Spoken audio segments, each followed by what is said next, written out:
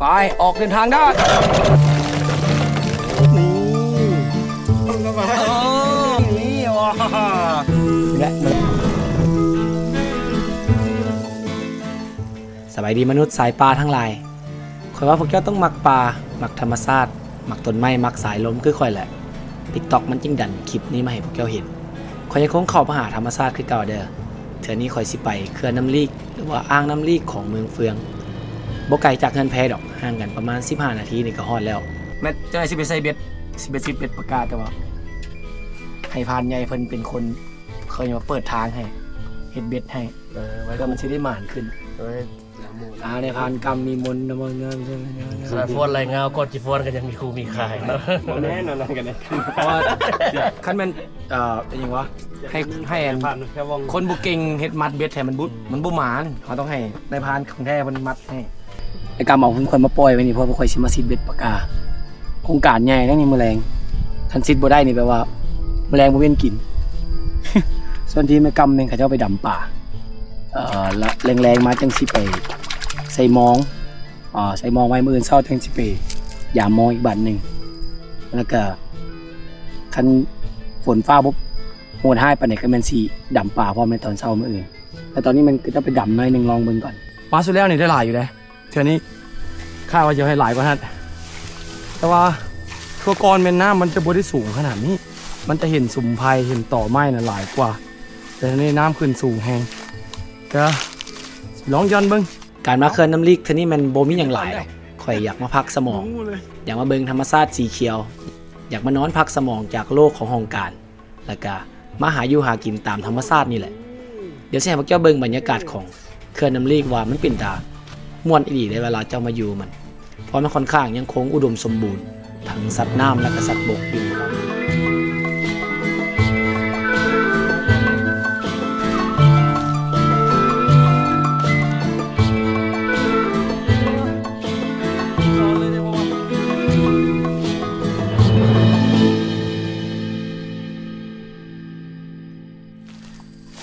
บ้านแบบอยากกินนอแค่เด็ดเอาได้3-4 นอก็สบายเลย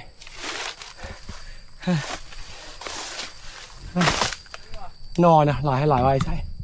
การมาเขื่อนเท่านี้มันใจคอยแท้มันคอยแค่อยากมาเจอธรรมชาติซื่อๆดอกอยากมาอยู่กับสีเขียวเพราะคอยคิดฮอดมันแฮงการเข้าป่าช่วงนี้มันเป็นหน้าฝนเข้าไปกับคนข้างยากภารกิจของข่อยมื้อนี้มันเพียงจะมาซิดเบ็ดมาหาปลาแล้วก็มานอนลิ้นอยู่ตามป่าตามดอนตามหญ้าสีเขียวนี่แหละเพราะว่าข่อย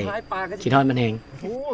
ซิดเบ็ดตัวนี้มันบ่ค่อยใส่เหยื่อเป็นขี้กระเดือนล้วนเลยบ่ได้มีเหยื่อพิเศษอีหยังดอกเพราะว่าป่าอยู่นี่มันยังค่อนข้างอุดมสมบูรณ์ธรรมชาติยังคงสวยงาม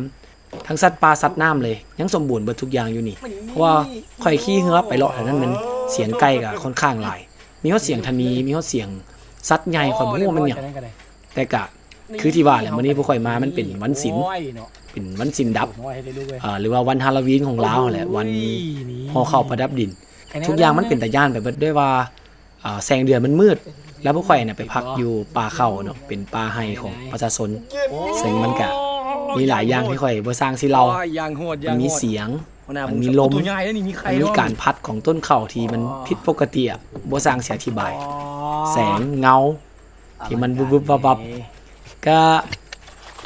มันอธิบายบ่ได้มันบ่น่าจะเป็นผีคือที่พวกเจ้าคิดดอกมันอาจจะเป็นเพียงลม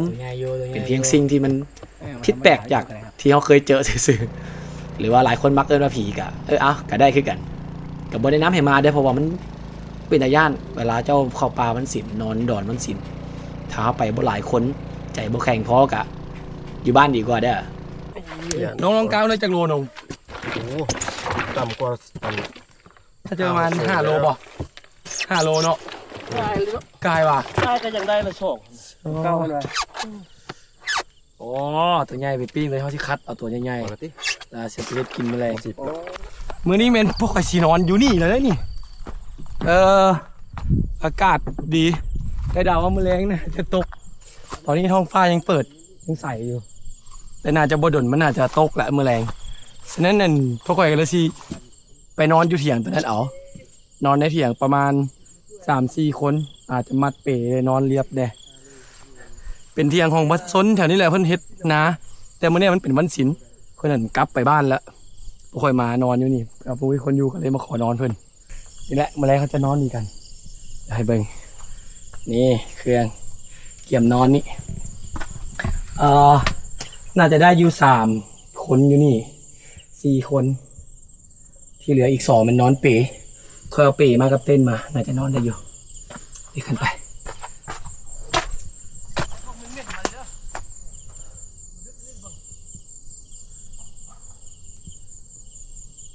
ทำอะไรอะนุ่ง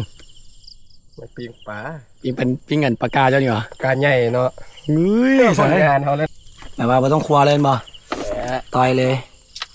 ซ้ำนี่แหละปากกาไปไข่ ธรรมดาเท่านี้ เฉย ตำคึกมึก ซ้ำนี่แล้วกา ปิ้งปลาโอ้ปลาเข่งผลงานนี่เอ้ยปากกาผลงานปากกามันนี่บ่มบันน้อยๆแด้นี่ไงอลังการอยู่อันกินหนึ่งเขาปิ้งปากกาผลงานการใส่เบ็ดเบิดมือที่มันเนี่ย4 ชั่วโมง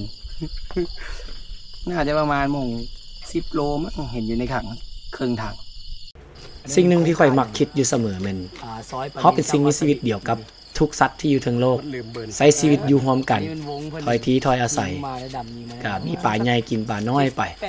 ซึ่งเขาก็อยู่ในกฎเกณฑ์ของตัวนั้นเส้นกัน แต่ว่าเขามักเอิ้นตัวเองว่าเป็นสัตว์ประเสริฐแล้วก็เริ่มลุกล้ำเริ่มเบียดเบียนเริ่มให้สัตว์ชนิดอื่นที่มีชีวิตอยู่ทั้งโลกได้รับความเดือดร้อนจากเขาอีกก็ที่จริงสิ่งนี้กับ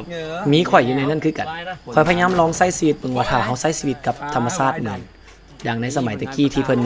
สร้างเขามานั่นน่ะมันก็พออยู่ได้การถอยที่ถอยอาศัยของคนกับธรรมชาติข่อยว่ามันยังคงสุกยู่แล้วก็พักดันกันได้ดีเด้อแต่ปัจจุบันเขามันลุกล้ำเข้ามาในที่อยู่ของสัตว์ชนิดอื่นเห็นให้เขาเจ้าต้องดิ้นรนหนีไปอยู่บนอื่นหรืออาจจะถูกฆ่าถูกไฟช็อตถูกหากินด้วยระเบิดที่ยังไปที่มันเกินไปสำหรับการหาอยู่หากินแต่เขาก็อยากให้ทุกคนแบบค่อยๆเผาๆลงในกันดีเพราะว่าการเฮ็ดจังซี่มันหลายอย่างมันสิสูญเสียไปทั้งหมดเขาอาจจะบ่มีหยังกินในอนาคตก็เป็นไปได้มื้อนี้วันฮาโลวีนเราผู้ข่อยนอนอยู่เถียงนาของชาวบ้านนี่ใจบ่แข็งพอนี่ก็วันไหวก็เลยเอามื้อนี้ดำไม่ใส่มากอมนอนก่อนบุษันมื้อแรงมันสินอนบ่ได้แม่นเจ้าต้องโซวารสชาติเป็นจังได๋เพราะ คล้ายๆกับวายมันจะออกส้ม อันนี้มันเป็นเหล้าบ่อหมักมอนที่มันเป็นดำๆก็คล้ายๆกับหมากละแซงแต่มันเป็นน้อยๆนะเต็มนะอันนี้อันนงให้จอกมาเฮีย โอ้ถึกไล่ก็เราระบบมันเสื้อกระเดิด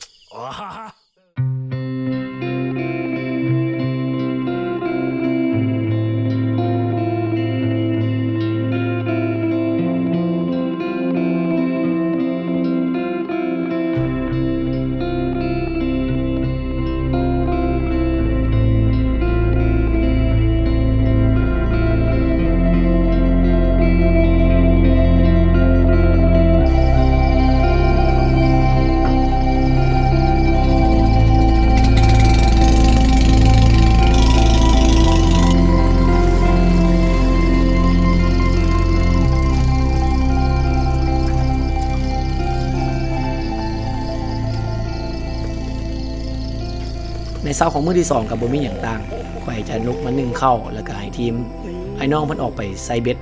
ไปยามเบ็ดที่เพิ่นใส่ไว้แต่เมื่อคืนนี้ส่วนข่อยก็แม่นตกสวยมากก็จะแม่นพาเรือไปซอกซิดเบ็ดอันเดิมเลยก็คือหาปลากาเพราะอยากให้ได้ปลากานี่ไปหลายๆเติบนึงเพื่อสิไปให้คนอยู่บ้านให้พี่น้องเพิ่นได้ซิมนํเพราะว่าข่อยลองกินมื้อแล้วเมื่อคืนนี้แซ่บแฮงปลากามันจะยังเป็นปลาที่ยังมีไข่อยู่แต่กระตัวมันจะค่อนข้างมันถ้าได้ปลาชนิดนี้ไปเฮ็ดปลาแดดเดียวนี่คือว่าโอ้โคตรแซ่บเลยนี่เจ้าลองเบิ่งแอ่งนี่มันเป็นเวิ้งเข้ามาแบบเข้ามาในจังซี่โอกาสที่สิมีปลาน่าจะหลายอยู่เดี๋ยวสิลองจุ่มเบิ่งโอ้กล้องเลยโอ้ดูคันจะมันอ่อนว่าที่ว่าโอ้ตัวใหญ่เว้ยใหญ่แมนโบนงนี่นงใหญ่นี่ฮ่าตัวแรกแหกหมาของบอลใหม่นี่โอ้ใหญ่เลยดิอลังการโอ้ยางโหดโอ้อันนี้คือปากกาโบเมนปลานินโบเมนปลาเข็งโอเคนี่ปากกาโ โอ้จนเป็นกงโอ้เฮ้ยมันมีหอยกลิ่นหอยบากอุ้ยหอยบักใหญ่เลย แต่จึงว่าตายเถอะกะสิเอามาเล่าประมาณนั้นแหละมนุษย์การมาป่าของข่อยบ่แม่นมาเพื่อทำลาย หรือว่ามาเพื่อล่าแบบให้มันเต็มยศข่อยมาเพื่อหาอยู่หากินมาเรียนการใช้ชีวิตบ่ข่อยพยายามหนีออกจากในเมืองที่มันเป็นสังคมซ้ำซากที่ข่อยต้องอยู่ตื่นเช้าไปการเลิกการกลับบ้านกินเหล้าเมาตื่นเช้าเมาข้างไปการมันวนเวียนกันอยู่จังซี่โดนเติบเกินไปสิ่งนี้มันจะมาช่วยต่อเติมแนวความคิดหรือว่าวิธีการใช้ชีวิตของข่อยให้มันมีความสมบูรณ์ขึ้นเติมเพราะว่าโลกมันค่อนข้างกว้างโลกมันค่อนข้างใหญ่ทั้งข่อยใช้ชีวิตอยู่จังซี่มันขนาดว่าข่อยใช้ชีวิตแบบเต็มที่ขนาดนี้ข่อยยังไปประเทศลาวเพียงบ่ฮอดครึ่งเลยคิดเบิ่งว่าโลกมันกว้างส่ำใดก็บ่อยากให้ทุกคนแบบอยู่ในโลกที่แคบอยู่ในโลกที่จำกัดก็ลองออกไปใช้ชีวิตเบิ่งอาจจะบ่แม่นยิ่งใหญ่หรือว่าไปบ่อนที่มันต้องเปลืองเงินขนาดนั้นอาจจะไปนั่งที่ทุ่งนาไปหานั่งแคมป์บึงไปหานั่งแคมป์คลองไปลองใช้ชีวิตโง่ๆเบิ่งสักอย่างก็ได้เสาอายเสาแคคนเฮ็ดในสิ่งที่ตัวเองบ่เคยเฮ็ดก็ลองเฮ็ดเบิ่งก็ดีเพราะว่ามันคือประสบการณ์ในชีวิตมันจะกลายเป็นความรู้ที่จะประดับมันจะเป็นสิ่งที่จะมาช่วยเฮ็ดให้เจ้านะพัฒนาขึ้นเพราะว่าการที่เจ้าอยู่บอนเก่าเสมอเฮ็ดสิ่งเก่าๆไปบอนเก่าๆย่างบอนเก่าเจ้าก็สิเจอแต่สิ่งเก่าแต่ถ้าเมื่อใดที่เจ้าลองย่างออกจากเส้นทางที่เจ้าเคยไปเจ้าก็จะเจอสิ่งใหม่ที่อยู่ในหนทางเส้นใหม่สิ่งนั้นมันจะมาหล่อหลอมให้เจ้ากลายเป็นผู้ใหญ่และก็นำมันไปใช้ในอนาคตบ่ว่าสิเป็นด้านธุรกิจหรือว่าด้านครอบครัวหรือว่าด้านการศึกษาก็ได้เว้าไปก็เมื่อยขอบใจมนุษย์สายป่าบ๊ายบาย